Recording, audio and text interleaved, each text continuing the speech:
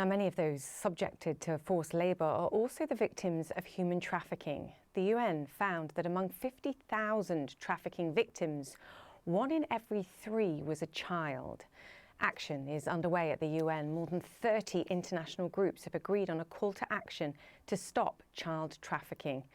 Ilias Chatzis is the chief of the Human Trafficking and Migrant Smuggling section of the UN, and he joins us now from Washington, D.C. Ilias, great to have you on the show. I know 30th of July is your UN World Day Against Trafficking in Persons, and the theme this year is children. What do we need to understand, both in terms of what they suffer, but also who's doing this and how it happens?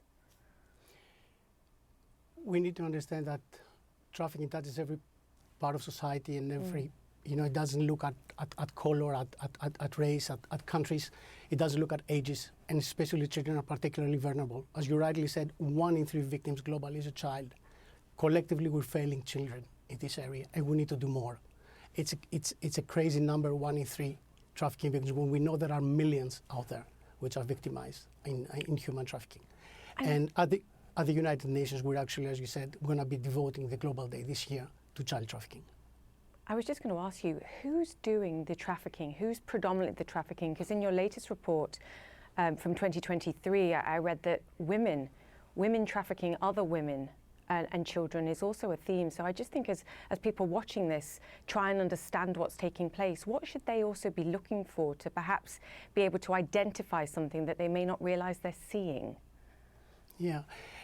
First of all, we need to understand that human trafficking is a very serious crime, and it's heavily organized. So there's a heavy organized crime involvement in human trafficking. In our data, statistical data, we're collecting data for more than 20 years. 9 out of 10 cases are organized crime cases. So there's heavy organized crime involvement, so it's a serious crime. So if people do come across situations that they seem to them that they're out of normal, or there's something that they should be reporting it to the authorities. At the same time, we definitely need to do more about understanding how this crime is perpetuated. And one of our major concerns is the fact that vulnerable people are actually, trafficking victims are actually used to commit other criminal acts by the traffickers. This is part of the trafficking chain. It is one of the trafficking forms. So the high percentage of women that are convicted as traffickers is for us a major concern, because it shows, we think to a large degree, that what the authorities are looking at is usually what the police or what they're looking at is the low-level criminals, those that are the first ones that they would come across. And usually this may be trafficking victims as well. And this is particularly prevalent in sexual exploitation, where the majority of victims are women, and the traffickers use other women to control them. Yeah, so what you're saying is we need to work up in the sort of food chain of who's actually organising this, rather than going for the low-hanging fruit, for want of a better word. What about new types of trafficking? I spend a lot of time talking about digitization and the impact of online activity. What about online trafficking and the use of cyber scams as well? This beautiful tool, internet, that has opened up horizons and opportunities for people, have created, unfortunately, opportunities for traffickers as well.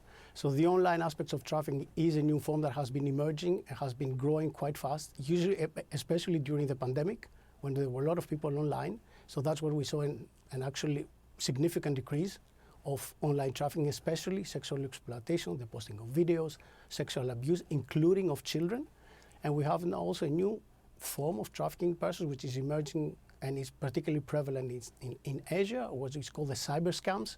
Basically, people being forced into compounds to commit online scams, across the world. So the victims can be anywhere in the world. It can be the telephone calls, the strange telephone calls that some of us receive, from strange part of the world, pretending to represent companies, online companies, or trying to convince us that there's something wrong with our computer. This often comes from this type of cyber scam operations.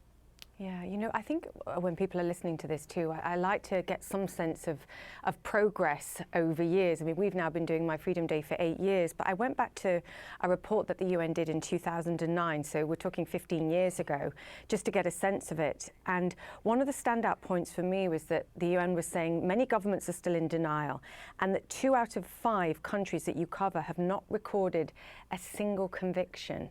You were also at that point talking about a huge chunk of the traffickers being women. Fast forward to today, those stats that I mentioned, that the lack of convictions and the governments being in denial, have things fundamentally changed? The answer is yes and no. They have changed because we have made progress. You know, there are new forms of trafficking that we identify. There are victims that we identify that were not identified, as you said, 15 years ago. But at the same time, the criminals are always a step ahead. And this happens on every form of organized crime in particular, and it happens on human trafficking. And unfortunately, during the pandemic, we saw a sharp decrease in the capacity of countries to investigate and prosecute, especially the low-resource countries.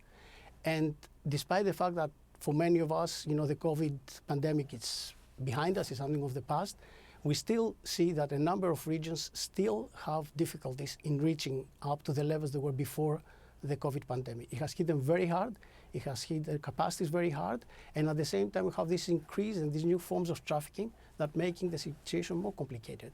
So it is a struggle that we have to live up to, you know, to catch up with the developments and be actually, hopefully at some stage, ahead of the game in our efforts. Yeah, and live up to the promises that we're making to these children and to the people that are being trafficked for a better life. Ilias, thank you for all the work you and your team are doing, and it's why we'll keep talking about it.